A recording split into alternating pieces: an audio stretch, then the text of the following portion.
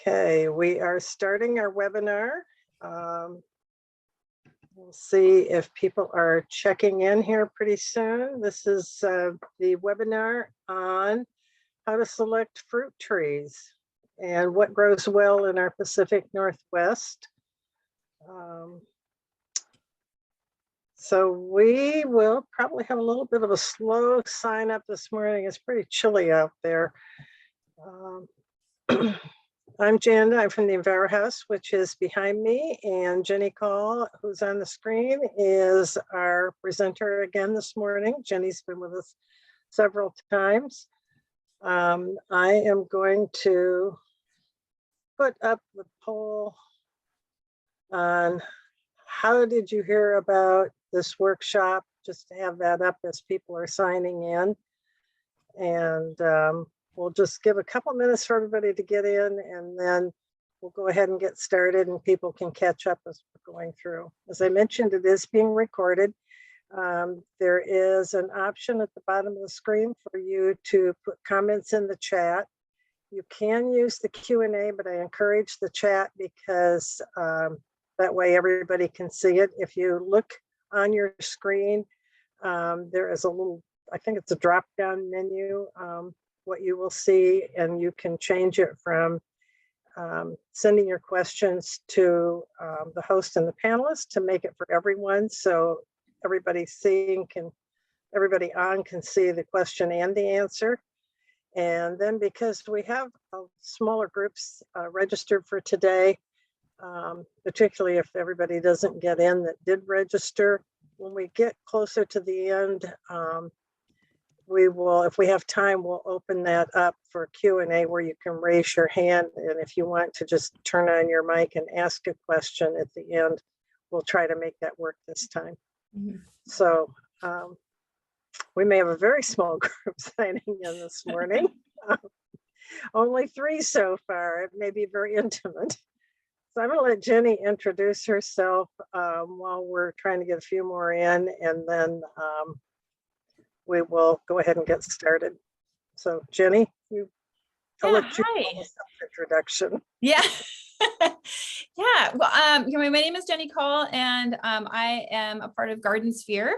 I grew up in Pierce County. I am an educator as well in Fife, and I grew up around farms. So my father was huge into organic and sustainable practices, and kind of learned from that. And I also have a degree in sustainable agriculture. Today is going to be all about fruit trees and fruit tree care, and I'm really excited to share that with you. And I always like to encourage folks to, if you have something that's worked for you in the past that I haven't discussed, absolutely, bring it up in the chat, and we can kind of suss it out a little bit, because new and fun information from others is what it's all about, and sharing information. So welcome. Okay. And Jenny, I believe everybody can copy the chat. I've been able to do it, but I've never tried it as a participant. So that's the other advantage, is that if all of this is in the chat and I'm going to start putting in, like I will make a note here that this is Jenny Call, and I'll give my contact. And then we also have the last slide in the presentation, which will be posted on YouTube, on the city's YouTube channel, when they can get to it. Media's working with the mayor and the state of the city report. So I don't know how timely he can get to that, but we'll try to get that up within a week. And then you can view it again, either on the EnviroHouse website or on the city's YouTube channel. So if you don't get all the notes today or the contacts, that'll be there. And you can also view all of the other recordings that we've done, all of the other webinars since we've been closed. We may get back in April, still trying to find that out. Fingers crossed. But when we do, I'm anticipating that we will probably continue with webinars initially, just because the space is so small as far as doing workshops on site. So with that, again, Garden Sphere is presenting this. It's gardensphere.biz, not gardensphere.com. and we'll put that in the chat. And they have all the supplies and the trees. And I think, did you mention already that they will have a 30% or $30? I hadn't. No, it's at Okay. 30% off the fruit trees. Just tell them, hey, I took your class. I took the class at the EnviroHouse, and Right. you know. Yeah, so it's special for us. I mean, they do have a sale going on, but that particular one is special for workshop attendees. Mhm. So I'm going to end the poll, share the results, and then Jenny will get started. Yeah. So, the Facebook ads and other ads, they have been getting a lot of foot traffic. So I am not surprised about that. Cool. okay, so I stopped sharing and now it looks like is it off your screen? Yep. Okay. All right, so I'm going to mute me. I'll come up again if there's a question that you don't see, but you've been really following them. So I expect you'll be there. All right. Well, here we go. I'm going to go ahead and share my screen so you can see what we're doing here. And just take a second here.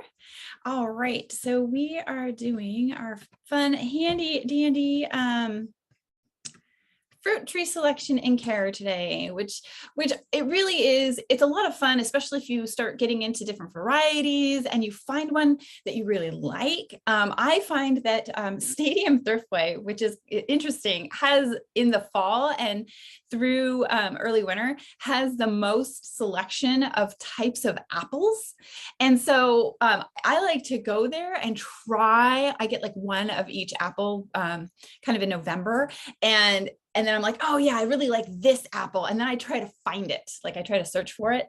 It's just kind of funny little thing. But so yes, I am representing Garden Sphere. They are located in the Proctor district, but on the other side of Proctor, not the busy Met Market side, but the other side by Puget Park.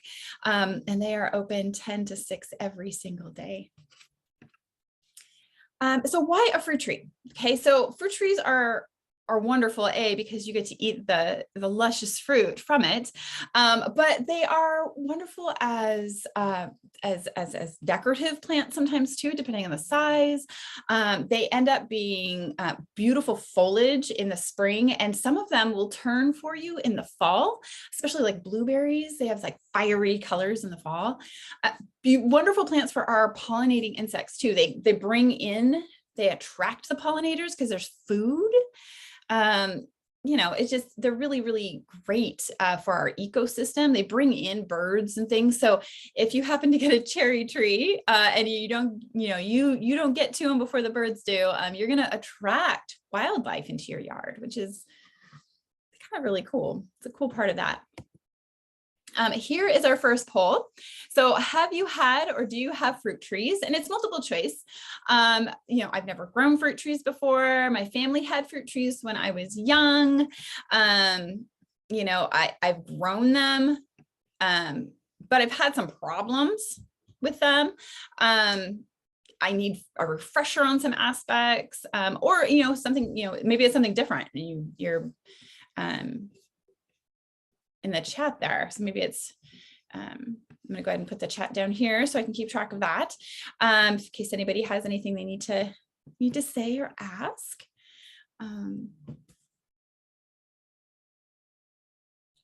So grown fruit trees, but have had a little bit of issues. Need a refresher. One person is saying they've never grown them before. That's okay. Other. Yeah, if you could type the other in the chat, that would be fantastic.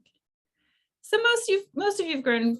They got three have grown, so it's a half of you ish.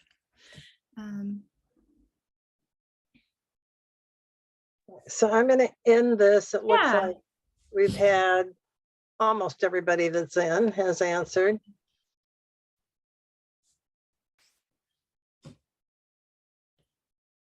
So I'm sharing the results and then I'll close that out. Fantastic. And there should be a way on your screen where if you don't want your name to show, you can check on that chat drop menu where you can answer anonymously too. Yeah. There you go. All right, so it looks like Oops, I'm sorry. it's okay. It's I thought okay. I had it showing and then I looked at it again and it wasn't. So, all right. It looks like you've got a few apples and a plum, looking for some cherries, and then looking for new fruit treats for your yard. Cool. Okay. A few little things there. All right. So the sizes of fruit trees is very important because it's really going to be all about how big of a space you have. Okay. So if you have, say, a half acre or a really, really big city lot, or maybe you have like, you've got a lot of space, you know, maybe you're joining us from outside of the city limits, you're in a county like I am, and you've got ample space to start, you know, to get some trees. Standard is going to be the way to go because you're going to create nice shade. You're going to have tons and tons of fruit, and you probably only have to plant like 2 standard trees. Not only that, but they do tend to have a longer life as well. I have a cherry tree here that it's about 100 years old. It's really old. I mean, half of it is dead, but the other half, you know, half of it is rot. I leave it there for the birds to nest and things, but the other half is still going and it's giant. I have a standard plum in the back as well that's about 80 years old, and it is still producing beautiful plums, but it is a massive tree, and I have to get the 12-foot, you know, orchard ladder in there because I cannot harvest that by hand. Or we let the birds get them after a while, you know, birds and the squirrels and stuff. The crows love them. So the standard trees, they are very, very tall, and you are going to need an orchard ladder or a very tall ladder to get to them. And you are absolutely going to need a pole pruner for that. I take care of an orchard that they're all standard apple trees, you know, so they're all above 20 feet tall. And I do have to get in there with, you know, a 12-foot ladder, and I use a pole pruner. I use some hand tools. It's mostly the big stuff. So if you have the space and you have the agility and, you know, the time, standards are fantastic. Most people are going to end up getting semi-dwarf. You can keep them about 12 foot, 15 feet tall. You really only need about a 6-foot ladder to get to the top of that, to really keep it down when you're pruning. That tends to be the main size that folks get, and it, you know, they're very manageable. You can keep them somewhere between 10 and 12 feet. I really wouldn't go below 12 feet tall, keeping it pruned, because it really does need that height. They tend to have a stronger root system, and you won't need to prop up the scaffolds, which are the main branches, very much at all. The standards don't need any help. Semi-dwarf, they're really only going to need a little bit of help stability wise in the first 5 years. After that, they're really stable root systems, and the root stock on those are also for semi-dwarf, so they're not going to get any taller, and they tend to have really solid root systems. Dwarf, quite small, right? Think 8-foot ceiling, 10-foot ceiling. So if you're, you think of the old houses versus new houses, you know, they have 8-foot ceilings or they have 10-foot ceilings. And the root systems tend to be a little more volatile just because they are a smaller root stock, right? They're designed to be a smaller tree. And so you may need to add some supports to those scaffolds when the fruit comes on, because they are going to get very, very heavy. And so you'll have to support those, the ends there with the fruit. Really, it's only the drawback. That only drawback with the dwarf is that you're going to have some kind of support system for that fruit once they're mature. But they do, if you have a smaller space, you know, you can really pack them in. It's a dwarf side trees when they are that small. Peach and nectarine trees, they're going to be a semi-dwarf. You're never going to find, well, I want to say never, because some people are developing new things all of the time, but they're never going to be taller than 15 feet. They are naturally a smaller tree. And so even if you get a standard peach, it's not going to get much taller than 15 feet. It might try. And if it's unkept or you're not taking care of, they can get a little bit taller, but not much. They tend to be smaller trees, which is interesting in itself. Okay, just checking the chat real quick. So some of the things that your fruit tree is going to need. Number one, full sun. Okay, south facing, southwest facing, 6 hours at a minimum. Okay, you really want to shoot for a spot that gets 8 to 10 hours of sun in peak time, right? Because your fruit is going to have to, ripen. It's going to have to develop. It needs that heat. It needs that sunlight to get to fruition, right? It also, what happens is that it keeps down a lot of the fungal issues. It keeps down a lot of the mildew issues with more light and sun, because it's not in a dark, damp space. So full sun really is number one requirement.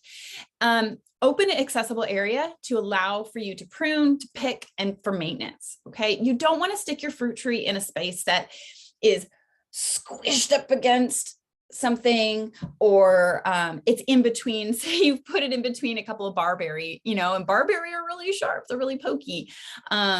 Then you don't want to stick it somewhere that is not easy for you to get to. Okay, if it's easy for you to do, to prune it, to pick the fruit, for just the general maintenance, the more likely you are to be involved. Okay, the harder it is, the less likely you're going to be involved with that process. At some point, you're going to have to put some fertilizer down, some compost. You can use Tagro if you'd like. Worm castings. I really prefer worm castings from worm compost. It just stays in the soil really nicely. That's my go-to. Any kind of manure will work as well. Fruit trees really like that. Cow, horse manure. You could throw in some goat if you want to.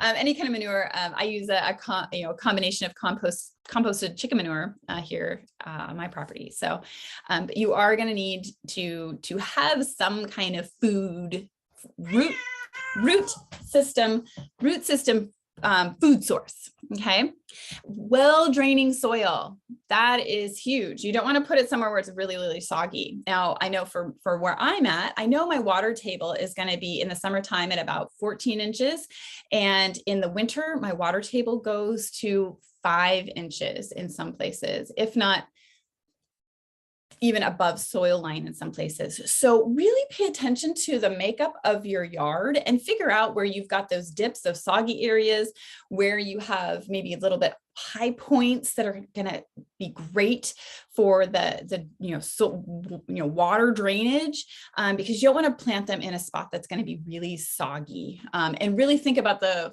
fall, winter months when we get a lot of, say, the snow melt with the water level, rain coming in. Really pay attention to that in your yard. Most of the apple trees and fruit trees are going to be on grafts, because I was talking about rootstock. Now, rootstock, they stick the grafting onto that rootstock, and that rootstock is developed for the Pacific Northwest. The fruit trees that are sold here in the Pacific Northwest, that rootstock is designed specifically for our conditions. Now, the trees attached to that might be different, right? But that rootstock is where all that goodness comes from. So when you get your fruit tree, you're going to see where the graft is. It looks like a little knob, and a little nub on there, and you are going to definitely plant it so that that stays above ground. You'll see it. You'll know. If you don't see it or you're unsure, ask the nursery employee. Everybody at Gardensphere can pinpoint those. I know everybody at Portland Avenue can pinpoint those really well. At Watson's, they're really good at it. So just make sure when you're planting it, you plant it so that the graft and the crown are above the ground. If you plant it below ground, eventually what happens is that it establishes whatever tree that rootstock was, and it comes out, and that starts to take hold. So you want to make sure you're doing that. Let me check the chat really quick for any questions. No questions. We're doing good. Now, remember, if you do have any questions, go ahead and pop them in the chat, and I'll try to address them the best I can. Okay. Here is our next poll. Which fruit trees do you have or want to have? We've got a lot. Stone fruits. That's all the fruits that have stone in them. We have palm fruits. That's all your apples, your pears, your orange and pears, kiwi, anything that has edible flesh around it with like seeds inside. Okay, figs, they're part of the mulberry family, and so figs are a fun one. Mulberry, I really should put mulberries in there. We do grow mulberries here, and they are delicious.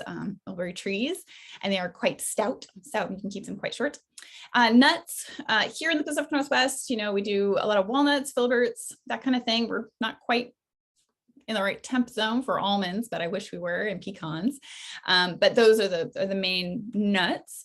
Any grapes, cane fruits. So cane fruits are your raspberries, your blackberries, your boysenberries, lots of cane fruit, where they fruit on the second year of growth, second year growth. And then bush fruit. So think your and small bush, ground bush, big bush. You've got your huckleberries, your elderberries, your blueberries, lots of different berries, gooseberries, honeyberries, strawberries, any of those. So if there's something that is not on this list, pop that in the chat. Let us know what you're looking to find. Ooh, a butternut tree. Now Jenny, let me go in a second. I was just going to say, I don't think anybody is phoning in on this. Where they can't use the chat, but if people are, they can email if they have questions, and email ehouse@cityoftacoma.org, and I can pull that up. Yeah, no, I've got the butternut tree. Now that's interesting. Now I recently saw about that, but I don't know anything about a butternut tree. That's a new one. That is very cool. Now I'm gonna have to look it up. I like that. So butternut tree. Assuming in the name that's a nut, right? A butternut tree. Cool. Thank you for sharing that. Oh yeah, Burnt Ridge. That's actually probably where I saw it. I get their catalog every year. I love Burnt Ridge. I love driving there and doing the tour. I did that when I was doing my sustainable agriculture program, and we got to tour Burnt Ridge. It is the coolest nursery, and they have wonderful selection of native and non-native plants, but they've got a wide variety of nut trees, especially chestnuts. Oh my gosh. I mean, they're delicious.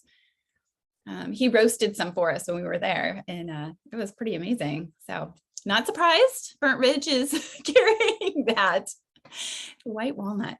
All right. I like that. That's awesome. That is very cool. All right. How are we doing with that poll?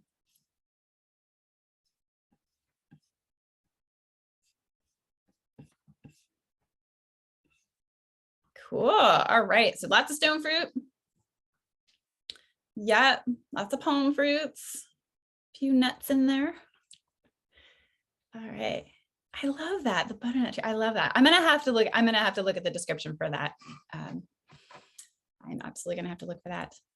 Cool. Some cane fruit in there. I love it. Lots of palm fruit, lots of stone fruit.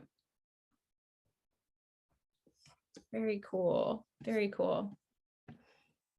Check the chat. Oh, they were already sold out this year. Sharing. So is it off your screen?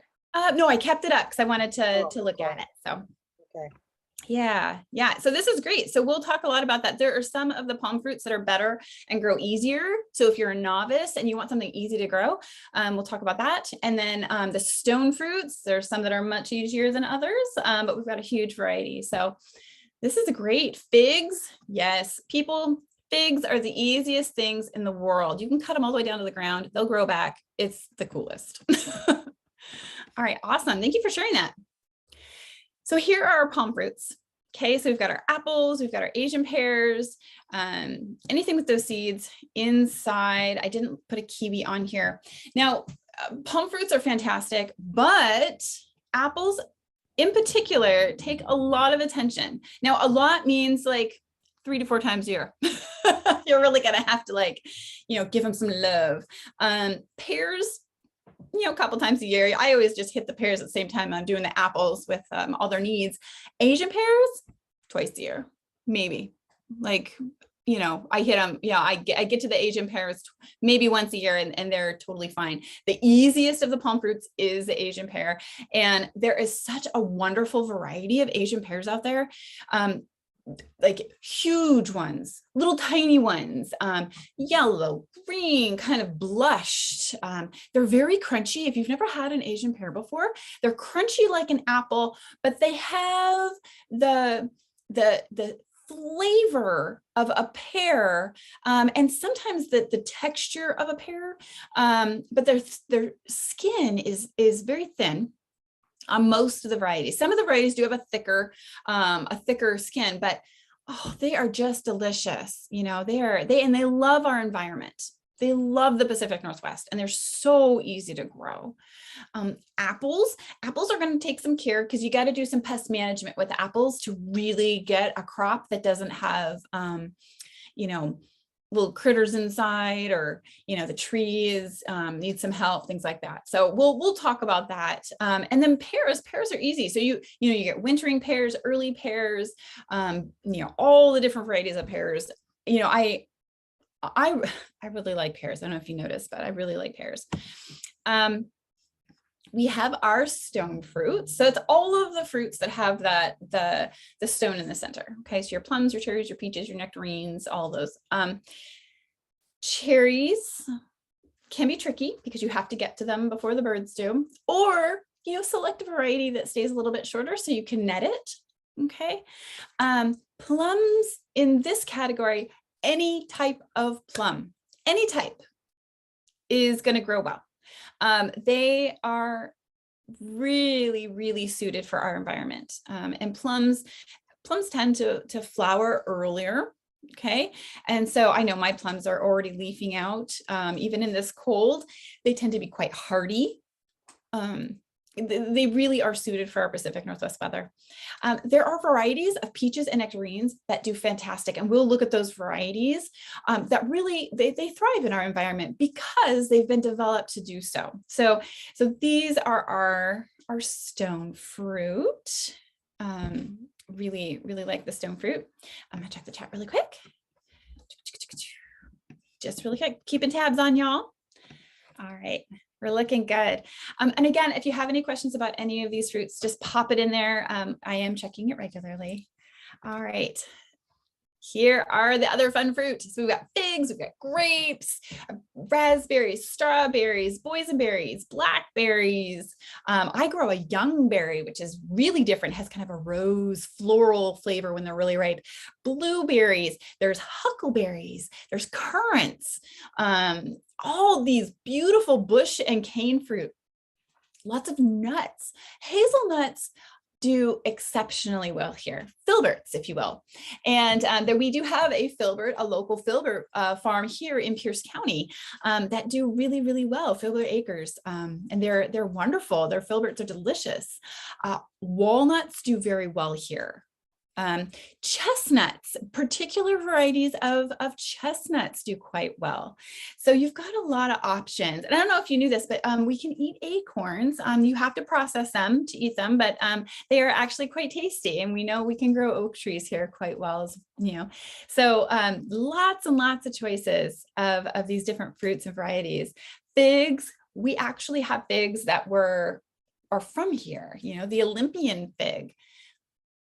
Delicious fig, right? So figs again are super, super easy. There are lots of varieties of raspberries that do well here. And ever-bearing raspberries as well, not just single season raspberries. So we've got, the golden that comes in the autumn. Blueberries are great because not only do you can select a variety that is the height you want. They stay fairly compact. They're not going to get huge, right? And you can prune them so they stay fairly compact. But you get this beautiful foliage coming in the spring, these little tiny flowers that form, watching it develop. And then you get these clusters of blueberries. Now, blueberries are super hardy. They do very, very well in our climate. They don't mind having their feet a little bit wet. They don't mind that. So if you have an area that tends to be a little bit more on the wet side or the moist side, they don't mind that at all. But the kicker here is that in the fall, blueberries tend to have this fiery foliage. Okay. The fall foliage is gorgeous. So I really love my blueberries. I've got about 6 blueberry plants. 2 of them from Blueberry Park, actually, when they were taking the blueberries out and making those garden beds.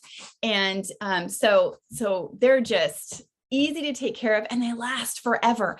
Not only that, but blueberries, I know I'm talking about blueberries a lot, but blueberries really are the most hardy because you can move them. You found a space that is just not working for you. And the blueberry can be moved several times. I know my parents' blueberry bushes, all 4 of them have been moved at least 4 or 5 times since I've been alive. And they produce like gangbusters. So, depending on what space you have and things like that, it really depends on your fruit, right? But then there's lots of grape varieties that do well here too. So it's a world, it's a smorgasbord out there of fruits. I'm gonna check the chat real quick. Yeah, the Desert King. Yep. Now, Ptolemy, those raspberries, they are pretty resistant to a lot of the pests, and they are really good. Desert King is great. You do have to make sure Desert King is in full sun. If it doesn't have full sun, it will not produce as well. But the Ptolemy, it is pretty resistant to most things. The Caroline is very tasty. I particularly like the Cascade raspberry. It produces really, really well. It doesn't get root rot, the crown rot, very, very quickly. It's really resistant to crown rot. Canby is also an excellent variety. So we've got lots of varieties out there that work really well. I think the Ptolemy, it doesn't have the punch of flavor. It does grow well and it is resistant to a lot of things, but it doesn't have that punch that you want in a raspberry, I don't think. And I think because it has been developed for that resistance.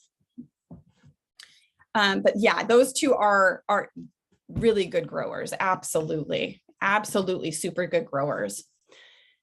Okay. All right, here is our next poll question is how often will you need to take care of your fruit trees? This is a good question. It'll help you kind of task that out, I think.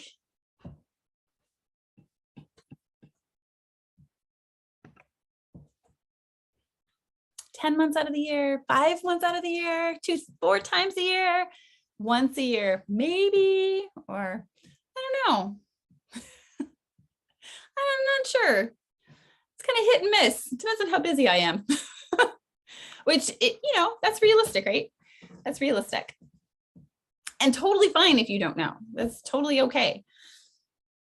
The learning process, right? We're all learning all the time.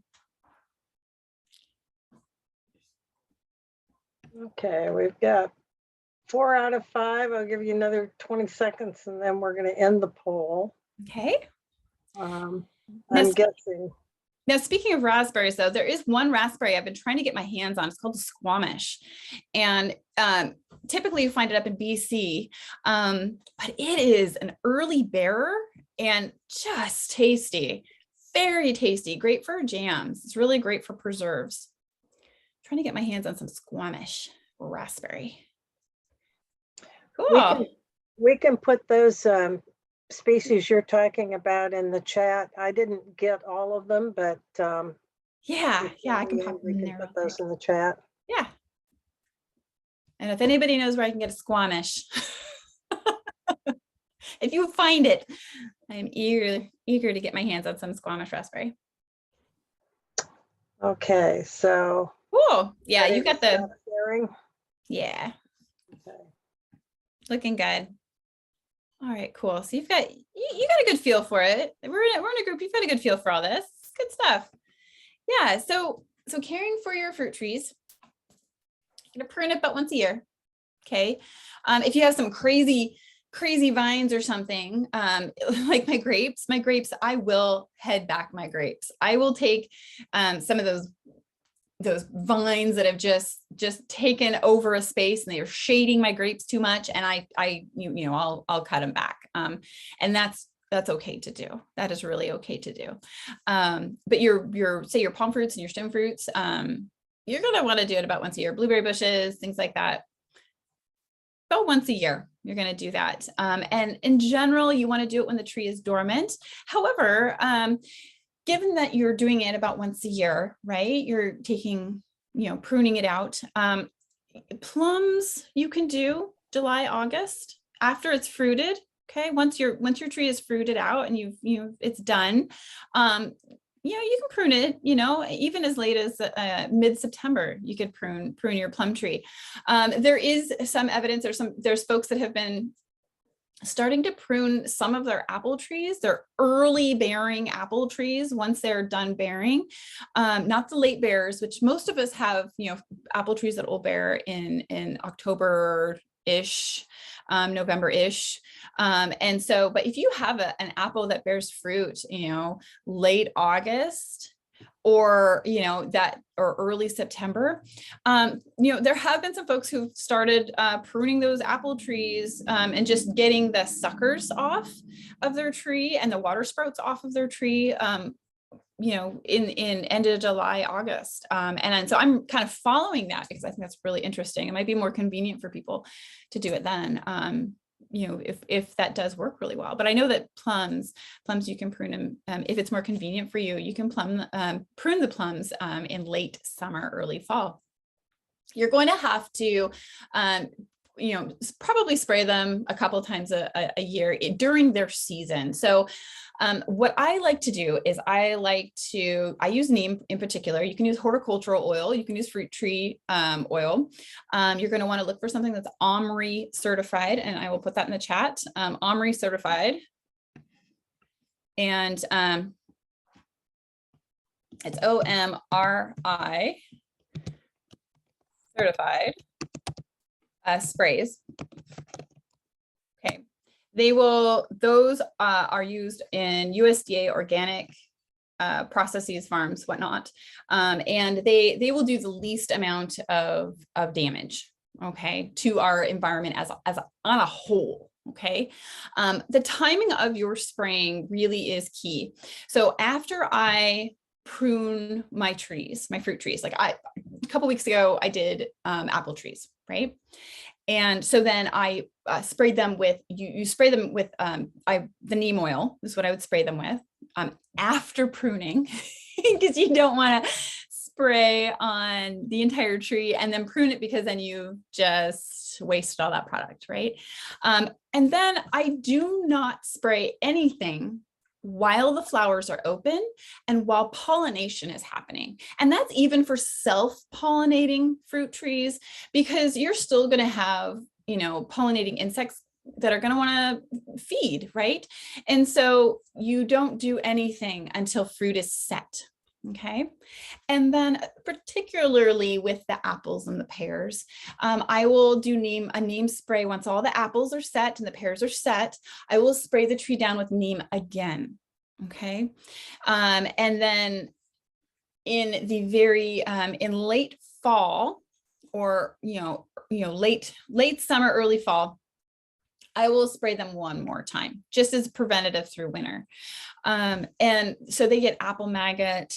There's a lot of issues that apples can have. And I find that being proactive in the preventative management, really helps the tree. It also helps, it increases fruit production because the tree isn't having to battle another pest. Okay. Pest, again, going right into pest management.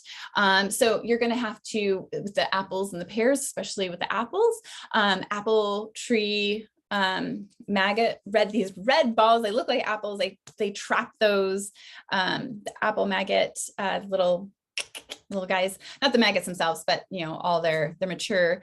And then white fly sometimes gets in there, all of these different things. And so you've got to really look and see what pests, flying, soil, funguses, anything, right? Leaf curl,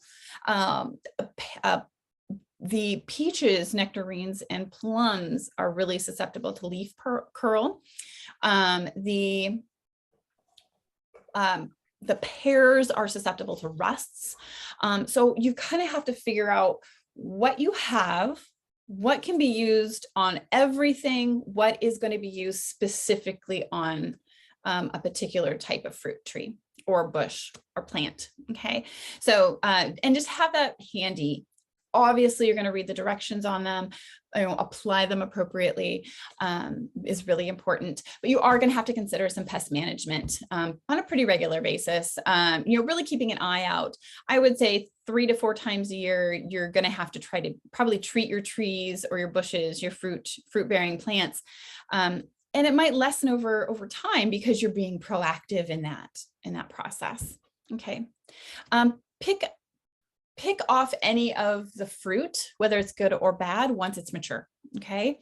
That's going to be huge, keeping it up off the ground. It keeps those pests from going, ooh, this is a really nice place to hang out. I'm going to lay some eggs and make your problem worse. Okay. So pick it off. A lot of times I will see, in the November, December months, I'll see apples that are still just hanging there, even through January, still hanging there. Yes, there are critters that might be feeding off of that, but it's not necessarily a really good thing for that fruit tree.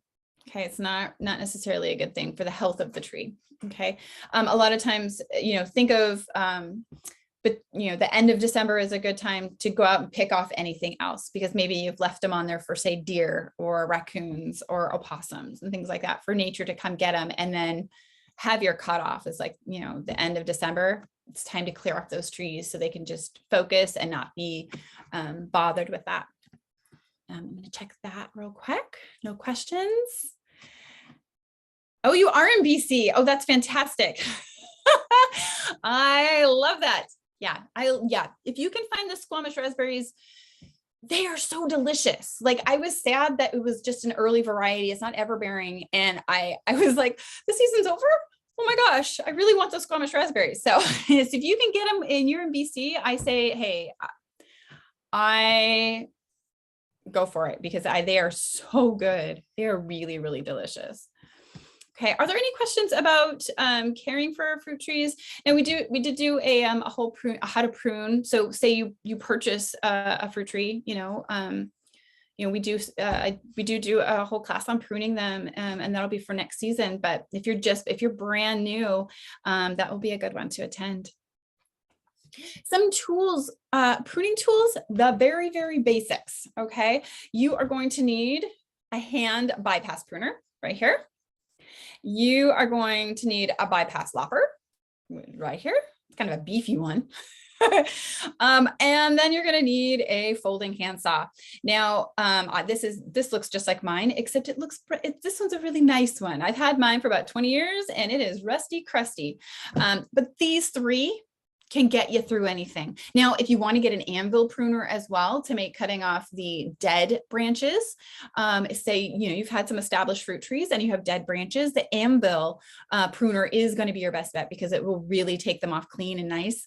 But really, these 3 are going to be your go-tos for anything. I really, truly, when I'm going out to a job, these are the 3 that I take with me. And then, of course, with the larger orchard, there's always there always has been pole pruners on site. And so I'll use those if I've got big trees, but these are my 3 go-tos. And they're fairly inexpensive. You can get a nice saw here for $20. You can get bypass hand pruners, as low as about $10 to $15. You can get really high end though. that are like $45. It depends on what's going on, but if you're new to it, you get what you get, and it's totally cool. As long as your tool works, you keep it sharp and you keep it clean, you're good. Bypass pruners, make sure you get one that is going to be sturdy, and that you can actually adjust these nuts. Some of them don't have adjustable nuts. And so these are the lock nuts, but you can tighten them up, because say you get a big branch and it's a little bit bigger than what that can handle, it will start to make the mouth of that separate a little bit. So you're going to want to adjust it, but these are your go-to tools. Okay. Some of the pest management tools that I was talking about earlier. Okay, so we have the apple maggots. Yes, I know. It's a lot for apples and pears, but apples, if you love them, they are worth it, because then you make tons of applesauce and apple cider and apple juice and apple pie and crumbles and all kinds of good stuff. You can freeze them really well. I mean, it's just, apples are delicious, and I personally, I think they're worth the effort. So we have the barriers. I do use these. Now, if you have old nylons, cut off the feet, and then cut the legs into sections, put them right on there. That's all it really is. Those barriers are really just a thin nylon that can stretch as the fruit grows. And so if you have that, reuse, reuse, reduce, right? Reducing garbage in landfill. You just reuse something for a whole other purpose. Or if you have the footy nylon, some people have the footy nylons that they wear, out to work, whatever. And those work just as well. You have one that might have a little not fit just well anymore, and you can tie that right on. Or you can just buy the maggot barriers. They come in big sizes, like 144 in a box. Like, you'll be set. The apple ball maggot, the maggot balls, it's a project. So, and not horrible, but if you can't find these maggot balls, now they were really hard to find last summer, the summer before, because I mean, we were in quarantine, and people were kicking in their yards, and they became really hard, plus distribution. So if you are having a hard time finding them, you can use anything that's round. People were using ornaments, anything that you can put that's sticky. You can use Vaseline on the outside, anything where they'll stick to it. Okay. And then you're going to hang them. I like to do 3 to a tree. Okay. 3 to a tree, just kind of evenly placed out. And that seems to work really well. And then in July, I will actually, end of June, July, kind of actually as late as mid-July, I have taken them off and I've reapplied and I've put it back on. And just kind of to catch them, get the numbers down. The coddling moth traps are really, really cool. If you are into doing some science and doing numbers and figuring out when they're hatching and when they're flying, when they're out and about and they're doing their thing, they actually have a grid inside. And so you can see how many you're getting in a time frame, and how many you're catching. And you can know your pest, what the amount of the pest is. Again, here's a picture for the neem oil. Now, these are concentrate bottles. You can get them in ready to use, the spray bottles. I prefer the concentrate. It does last longer, and I have a little bit more control of what I'm using. I tend to use a little bit larger 5-gallon sprayer, and it makes it a lot easier. You can also use these through a hose sprayer. So if you have multiple trees, you can hit them all at the same time. Again, please, please, please, when you're spraying, make sure you're doing it when the flowers you're done with the fruit set, or they have not opened yet, and on a very, very low wind or no wind day. Okay, that'll be key there. I'm gonna check. Spraying the tools, rubbing alcohol, or is this strong? No, rubbing alcohol is really good. Just make sure I like to keep like a little cotton ball of rubbing alcohol in just a little plastic sandwich baggie. And then as I'm going out and pruning, I'll just put it on there, ready to go. Make sure my tools are nice and sharp each time, and then I go out and prune. So rubbing alcohol really is sufficient. No bleach needed, no extra chemicals or anything. It's kind of interesting how powerful rubbing alcohol is. And it doesn't have to be like the 90%, right? You can use 70%. But rubbing alcohol is super effective. Just like it is, keeping our hands, if we, and the sanitizer that we use, on the daily. So. All right, so here are all of the fruit tree selection care. Here are the resources. While you are perusing this is all the good information. I am going to put in those varieties of raspberries into the chat for you. And then Janda, if you want to talk about all of these resources, and then after you're done talking about the resources, I'll bring up the Garden Sphere fruit tree year, what's available this year, and we'll kind of go through the different varieties that are really fantastic and easy, and ones that you might just think about it, they're going to be really delicious, but they might need a little bit more of attention. Okay, I am putting some of these also in the chat. If you want to get them before we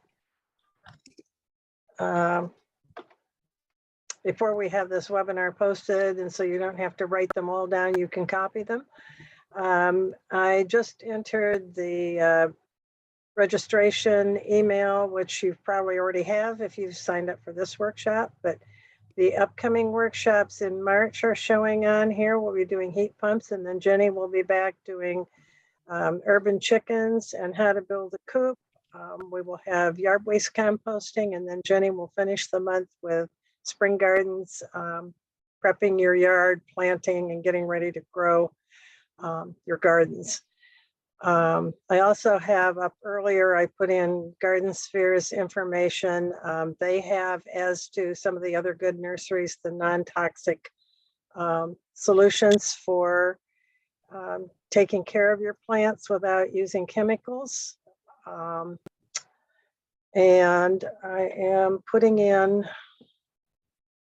let's see, I'll put in about, Chris, if you have excess fruit, if you're doing, hoping this isn't going to come out on multiple lines, but if you're doing, you have fruit trees and you have excess fruit that you can't use and you don't want it falling all over, check with Pierce Conservation District, the gleaning program, and they have volunteers. They also recruit volunteers if you want to help go out and pick fruit.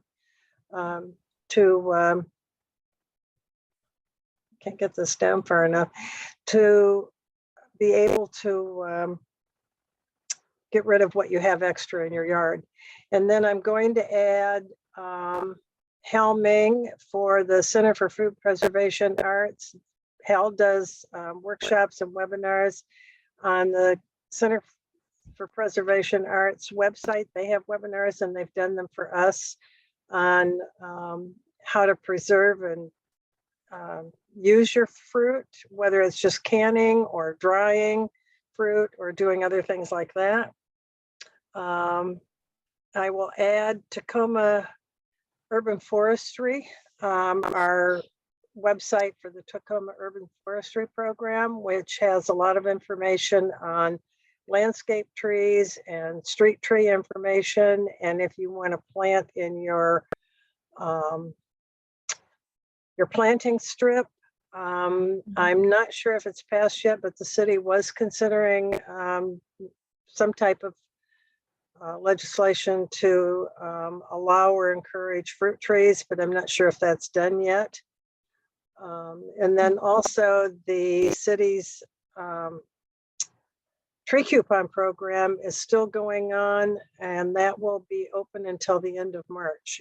If you don't have that and you've never gotten a tree coupon before, that is sponsored by a couple different organizations. It's in the city and Pierce County, and you can get a coupon for, okay, we just got a message from Mike saying that it is, the change isn't done yet, but hopefully it'll happen this year. So the tree coupon program is open till the end of March. You can get a coupon for $30 off per tree, up to 3 trees, purchased at participating nurseries. That's sponsored by the city and I believe Pierce Conservation District and Tacoma Power. So the preference is for shade trees. I'm not sure if that's fruit trees are part of that because we want to increase the tree canopy in the city, but you can check with the nursery on that. And apply now. You have to apply before the 15th to get it in time, to get the program. And fruit trees are eligible. So if you get the 30, if you've been to this class and you go to Garden Sphere, you get a special discount for having watched the class. Plus, if you apply for the tree coupon, you can get that, although there may be a problem with that because you won't get the tree coupon for probably a week or two once you apply for it. And I think you have to go to Garden Sphere this weekend. And then there's also Tacoma Tool Library. My screen just went white, Jenny, so I don't know if that's on your. Oh, my sharing is paused. Hang on. There we go. Okay. So is the tool library on your? No, there wasn't enough room for all that on Okay. there. So, All right, so I'll try to get all of that in. And once that's in, if you copy the chat, and if you want to ask questions verbally or have anything more that you want to add, we can make that happen. all right. So thank you, Janda. So we have a couple questions in here. So Michael, you have two very large pots and you'd love to put some fruit trees in there. Absolutely possible. So here, let me go through this, the fruit tree list here at Garden Sphere. And there are some trees on here that would be perfect. There are super compact fruits that work. Katie, just go ahead and say, hey, I did the fruit tree selection here and care this weekend, 30% off, all my fruit tree needs. That's all you got to say. There's no coupon. And then there is also a sale happening there as well in regards to the fruit tree. So Saturday, Sunday, if you've attended the class, just say, hey, I'm here. I took the class with Jenny and I'm getting my fruit tree stuff. So let's just kind of go through these type by type, right? So apples. The ones, Michael, that are going to be good for you are the columnar, the urban blushing delight, the tasty red, and the golden treat. The columnar trees are going to be the best for you in a potted situation. And I say this because they're highly compact. They are going to grow up easy to move if they're in those pots. Even if you don't move the pots, they're not going to take up a full bushy space. Okay. And so, the columnars are really great for tight spaces, potted, and patio gardening. Say you have a condo and you get wonderful light, right? You get full sun for most of the day. You get just like tiny bit of shade, but your condo is facing this really great southern or southwestern exposure. Using a columnar tree is ideal. Super, super ideal.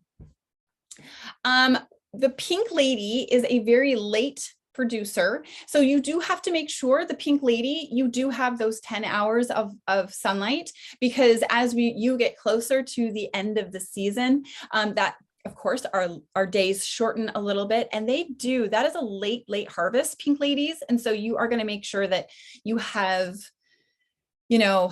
full sun for as long as possible, Gravensteins, super easy, really easy.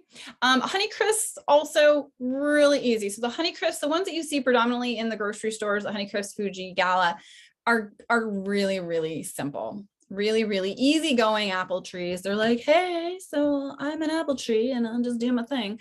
Really, really easy. If you want to get the 4-way combos or the espalier, we didn't really talk about espalier very much, but espalier are trained out, so they are horizontally growing, whereas the columnar are vertical growers, and the espalier are horizontal growers. They don't grow like your typical tree, but they are wonderful for fence lines and decorative displays on sides of homes and things like that, if you plant them closer to your home. Pears, the early gold is really, really good. Bosses, it does very well here, but again, it's quite limited. The 4-way combo is a really nice way to go, because then you get these combo trees. They are a little bit more expensive, but again, you get a variety of apples. Okay. And so if you have a small space, getting the ones that have several different varieties on them is super nice, because then you have all these tasty treats, and you have all these different apples to eat along the way, and pears along the way. Again, the espalier also comes in pear. I know we did have somebody who was like, cherries, I want to get a cherry in there. I would, so the Royal Anne is a pie cherry. Bing does all right here, but the Morrissey is going to do better here on the Pacific Northwest. Bing, if you've got a 10-hour a day sun space, Bing is your go-to. The Royal Anne tends to be more of a pie cherry. Again, if you have a small space, that combo is a way to go, because then you get different varieties, and you can be like, oh no, I really like this variety. And then maybe get one tree that is just that variety. It's a good way to test out what you like. We have our plums. Now, Italian prune plums, I have to tell you, are the most vigorous, and you're going to have little babies coming off of that. So just be aware that you are going to be wrangling in that Italian prune plum. Also, a lot of people grow them in our area. So if you have a friend who has an Italian prune plum, ask them if there are any underground offshoots that have come up. You can get one just like that. Yellow egg tends to be my favorite. I really like the yellow egg. I think it is really good. It's got this nice flavor. It has a great texture. It's a lovely plum. A lot of people have this at Sumas, and they are also quite sweet. Again, if you have that small space, there's 4-way combos ready to go. Asian pears. Okay, so I'm just going to say all the Asian pears are delicious. They are easy to grow, absolutely delicious. They are not going to give you any trouble. You can get them in a espalier. You could do an Asian pear, like natural fencing display. They're the coolest. And if you want to try a bunch out, get the combo, right? So I really recommend the combo if you're unsure about a variety and you don't want to just like commit to one variety. I really do recommend that. It really kind of susses out what you really like. So then you can commit to that one variety. The Galaxy Peach, Frost Peach has been out a long time, and Frost Peach does great here. But the Galaxy Peach, it's not new, but it does grow well here. And I find that it is a little bit sweeter than the Frost Peach. They both grow well here. Apricots, the Puget Gold is going to be the one that grows better here. It just happens that it takes here better. We have the Hardy Red Nectarine is going to be, if I was going to go get a nectarine, I would get the Hardy Red, because it does hold up better in our Pacific Northwest weather. Flavor Top is actually, it holds to its name. But if I was going to go get one, I would probably get the Hardy Red. And then my second choice would be Flavor Top, and then the Harco. We've got a lot of different fruits in. The honeyberries. Now, if you've never had a honeyberry, it kind of looks like an elongated blueberry. Honeyberries they're sweet, they're unusual, they're a great talking piece in a yard because people don't generally know what they are. And you just go, ooh, that's really good. They make great jams. I really like them a lot, and they're not like super crazy vigorous growers, but they're, they'll produce really well for you. Again, we've got the filberts, any of the filberts. Again, filberts do fantastic here. Any filbert is going to do well. We also have our native filberts in our woods and things around us. So, filberts do fantastic, and walnuts do fantastic. So the only thing we don't carry chestnuts. You would have to go to Burnt Ridge Nursery. They have a fantastic array of chestnuts and other nuts too. I mean, nut trees are their mainstay, I feel. And then we have our other varieties, right? So if you do kiwi, to get the fruit that you so desire, you are absolutely going to need one male plant. You can have one male kiwi plant to 8 to 10 female plants. So just know that you are going to need that one male so that they can pollinate and they can produce the fruit. So when you do get your kiwi, you're generally going to get it 2 to 3 plants, and you're going to get one male or 1 or 2 females. Okay. I always recommend getting at least 2 females, because then if one doesn't produce real heavily, the other one generally does. Or if one dies off, you still have the one going, because stuff happens. But you are going to need that male with your kiwi. Blueberries, they come to 2 feet tall all the way to 8 feet to 10 feet tall. So blueberries, lots of good ones there. And we generally carry like 3 or 4 different varieties of fig trees, lots of varieties of strawberries, of raspberries, blackberries. We have carried, I don't know if we have them currently, but that fall gold is a really nice one as we ease into fall, and you get this beautiful yellow fruit with this like pink blush on them. Currants, currants are delicious. They're tiny, kind of time intensive to harvest, but oh man, they pack a punch, and they're really good. That there's white ones, there's red ones, and there's we call them champagne colored, red and black in general currants, and they're delicious.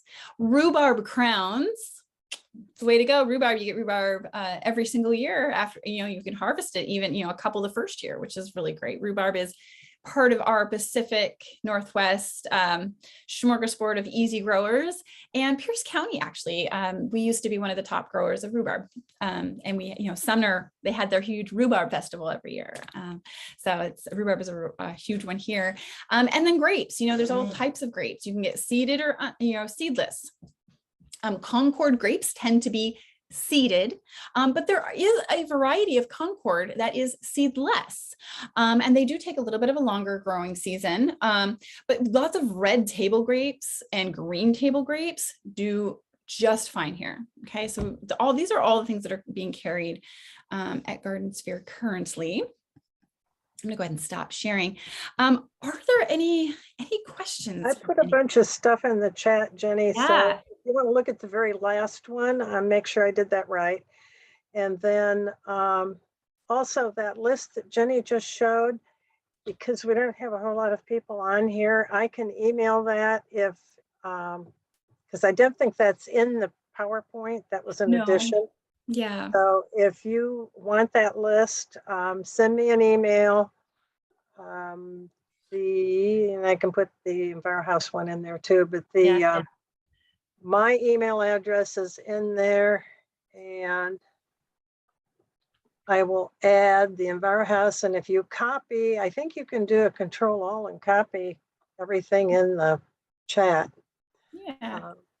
If you can't get that email, EnviroHouse, ehouse@cityoftacoma.org, or me if you can see that. And I will send you the fruit tree list, and I can send you the contacts that are in the chat if you aren't able to copy that. Okay. Great. And if we have a few minutes, if you have questions that you would rather ask verbally, you can raise your hand. There's a little raise hand symbol at the bottom of your Zoom screen, and we can call on you, and you can ask a question verbally if you want to. So let's see. Okay, so soil mix for pots with fruit trees. Anything that's going to have, so some things like blueberries and strawberries like a little bit more acidic. Apple trees, pear trees, those are going to like it a little bit less acidic. There is such thing as a fruit tree soil mix, but really any good combination of soil compost mix, you want a nice balanced mix of that. If you have potting soil, throw potting soil, throw in some worm castings, and then do a light mulch on top. Okay, it could be as easy as that. Or you could get, I know Gardener and Bloom has it's called a raised bed mix. That tends to have a little bit more in it, especially if it's a fruit tree. It's going to need more longevity in that soil, and so a raised bed mix might be a better bet if you don't want to kind of mix your own and throw in your own. You will probably have to put in some fruit fruit tree fertilizer in there, or you know, a manure of some sort. You know, I know you can get cured chicken manure. You can get the worm castings, and kind of give it a side dressing of that every year in spring, just to give it some food to kind of work through that, because when they're in pots, you get a lot of leaching. So there are no natural microbes that are kicking around in the soil. You know, the mycelia aren't connecting to the root systems to like bring food into the fruit trees. So you're going to have to give it a side dressing of something at least once a year in the spring before it sets fruit, to give it a boost. But how big of a pot do you need, or how small of a tree? well, I believe he has an 80-gallon pot. Oh, So wow. it's a big one, but like the columnars are perfect for that. Like Okay. columnars are perfect. Or if you have like there is such thing as a mini dwarf tree, fruit trees, and mini dwarfs are hard to come by, but mini dwarfs are really great for patios too. Blueberries do well. Strawberries, anything that is like a bush can do pretty good in a pot. So. And you were mentioning earlier about the moist soil, avoiding certain things with fruit trees, but blueberries like wet feet. Yeah, they do. So if you've got places that nothing else will work and it's not too wet, put some blueberries in there. It's true. And elderberry does okay too. Elderberry does get really big though. So you have to, you know, be aware that they're going to want to get 10 feet tall and 10 feet wide. But if you have that space, elderberry, the blue elderberry, which is a native blueberry, not blueberry, elderberry, which is native, the blue one. And then the black edible elderberries, they don't mind wet feet either. So if you've got this huge space that you're trying to block out a neighbor or something, elderberry is definitely the way to go. But yeah, blueberries are great for wet feet. There are also thornless blackberries. I have one that Jenny has one too. I think Yep. that we asked her then when she was teaching our workshops. Yep. And they are huge. Those vines get so long, and the berries are just enormous. But I'm not sure where she got them. I might have been Portland Avenue.